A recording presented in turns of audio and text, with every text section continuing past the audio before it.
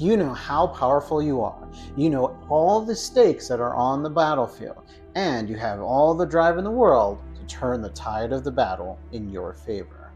Time to make a move, time to use your powers, time to talk about drive.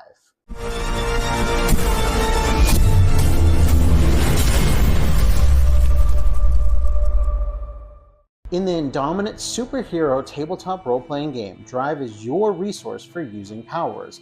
It's limited, it's precious, but it's also used for using all of your stronger and stronger tiered powers as well as your signature power. Here's the breakdown. Every super has a drive pool equal to 2 times their current level. So if you're level 3, you have a total drive of 6. And if you're level 12, you guessed it, you have a total of 24 drive available to you.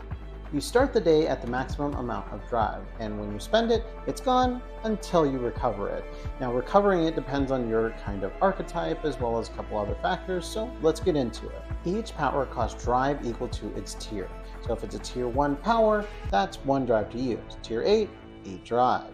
But what about those epic, awesome signature powers that you've customized and made really, really unique to your super? Well, they're equal to in drive to what your current level is as a super.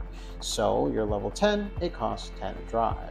We try to keep all this simple so that way you are not worried about these numbers when you're in the heat of battle and in action, you're trying to do something heroic. Simple math, simple, easy numbers. Not all things eat up your drive. You do have your base powers available that cost exactly 0 drive to be able to use. So you always have something out of the box to be able to use, as well as if you want to use a base power outside of combat, it does take up 1 drive, equivalent to using a tier 1 power outside of combat. While we're talking about outside of combat, how does that work? Well, in most cases, you're role-playing how to use your power. Perhaps you have firepower and you want to burn down a door. Perhaps you want to hit it with your super strength and break it down. Or perhaps you want to take a delicate approach and use your psionic mind to reach into that room and see if there's anything beyond it. No matter what, these are more towards the infusion skill check or other kinds of skill checks, and they're usually some kind of role play. You can keep things light and usually work with your comic editor on those kind of things that you're doing outside of combat. But if you're trying to do something that's really damage focused or applying some kind of status, that's going to take up your drive outside of combat. So if the plan is outside of combat, you want to deal some damage to something, or you want to apply some kind of negative status effect or something like that, you will ultimately use a power, and as a result of that, you'll still use the same amount of drive that you would in combat. The only difference is that when you start your next encounter without taking a break or rest, which we'll get into, it's still going to take away from your overall amount of drive that you have currently. So keep that in mind and always think strategically about how you're using your powers. And again, most cases, role play it out with a cool skill check. Let's get into then how do you actually recover your drive. It's very important you understand this before you go out there trying to beat up all the bad guys, because you might run out of juice before you get there. The number 1 rule to remember about drive recovery is that drive does not automatically recharge between encounters. You can recover drive by a couple of different actions. The first one is by taking either a rest or a break. A break is a quick moment where you're really sitting there as a team and saying, we've got to take a breath, we've got to recuperate, we've got to settle down. And usually you want to find some cover, usually away from any kind of known threats or anything like that, especially if you're on a mission.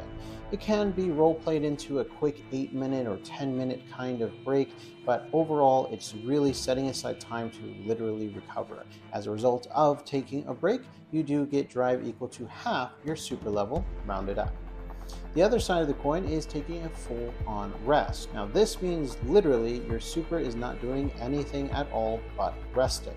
It is sleeping, it is doing nothing at all. You are in perhaps a safe area where you can actually rest, where you can camp or whatnot, but as a result of getting a full complete rest, you're able to actually get your full maximum amount of drive back. Be careful though when you're choosing to take a break or a rest, because at the end of the day, the threats that are around you, the things that you aren't aware of, are still in motion. They're likely not resting while you are.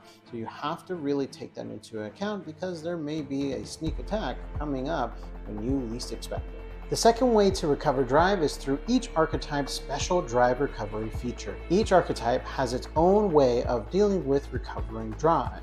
For instance, bruisers want to be in the front lines, taking damage, taking any kind of status effects, and being able to soak up all that damage because they have a high damage reduction. As a result of all that, they're really a big tank on the team. Meanwhile, the Guardians on the team, they want to have a similar type of tanky role, but instead of taking the damage, they're actually going to be defending against it. And the more times they defend against a hit or an attack against them, or that they buff or even perform a defensive power on one of their allies, they're going to gain some drive. Meanwhile, Arbiters, being the best healers in the game, they have a bit of a special mechanic with their actual drive recovery. Per round of combat, Arbiters can reduce the cost of any power by half their drive recovery value. This allows them to use their highest tiered powers at a discount, but not forever. They still have to think strategically how they're using their drive on the battlefield, because the only way that they're gaining any drive back is outside of combat when they take a break. And when they do take a break, they earn 2 times their drive recovery value of drive back. The drive system is designed for you to play your role effectively on the battlefield and be rewarded for it. In most cases though, drive will recover based on the amount of drive recovery value that you currently have unlocked. And talking about recovery value, what even is that? Now, the drive recovery value is actually the same regardless of what archetype or even power set you actually select. It's all based on your current super's level. As you grow stronger and you become higher levels, you're actually going to gain a higher level of recovery value. And again, the recovery value goes back to your unique archetype's drive recovery feature, when it actually notates that you gain drive equivalent to your recovery value itself. So all these things are interconnected to allow you to really quickly and efficiently gain back up drive when you need it in the heat of combat and stay in the fight. Usually, most heroes based in animes or comic books or anything like that only have 1 to 2 fights an entire day, so sometimes it actually makes sense that they then are out of drive or energy to continue the fight for the day. That doesn't mean that you can't be strategic. Take your appropriate rest. Get your breaks in as well, and you're able to then continue the fight for the rest of the day and finish the mission. So what's the bottom line here with drive? It's a resource for you to be able to use your powers effectively while in combat, and also think strategically outside of combat. They are something that if you use it too fast, you might burn out quickly and not have enough resources in your encounter. If you use it too slow, you miss opportunities to fully get out a maximum amount of damage or defense, especially for your whole team when you're actually on the battlefield. Regardless, study your archetype, understand your drive recovery value. That way in combat, when it comes to your turn, or when it comes to even when you're reacting to things that are going on in combat, you can be better suited and ready to fight. With all that said, I'm Ricky Rivera, signing out again. See you soon, Supers.